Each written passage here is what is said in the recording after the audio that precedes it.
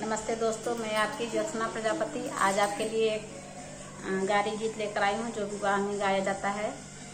चलिए गीत सुनते हैं। और गीत अगर अच्छे लगे तो लाइक करिए, शेयर करिए और हमारे चैनल को सब्सक्राइब करिए और कमेंट में ज़रूर बताइए कि गीत कैसा लगा।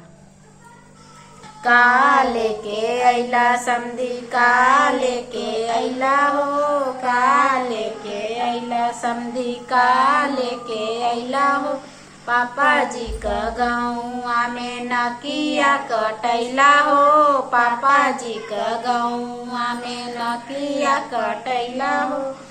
हाथी हाथी करत रहला भैंसियो नाली अइला हो, हाथी हाथी करत रहला भैंसियो नाली अइला हो, पापा जी का गौआ में नकिया कटैला हो, पापा जी का गौआ में नकिया कटैला हो। घोड़ा करत रहला गधो नाली अइला हो, घोड़ा घोड़ा करत रहला गधो नाली अइला हो, पापा जी का गौआ में नकिया कटैला हो, पापा जी का गौआ में नकिया कटैला हो। काले के अइला समधी काले के अइला हो, काले के अइला समधी काले के अइला हो, पापा जी का गौआ में नकिया कटैला हो, पापा जी का गौआ में नकिया कटैला हो।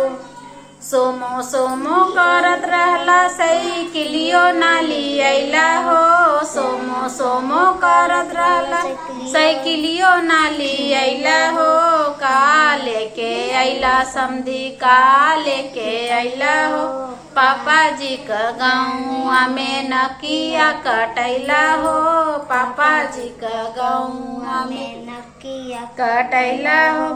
डीजे डीजे करत रहला तड़तड़ौओ नाली अइला हो, डीजे डीजे करत रहला तड़तड़ौओ नाली अइला हो, पापा जी का गौआ में नकिया कटैला हो, पापा जी का गौआ में नकिया कटैला हो।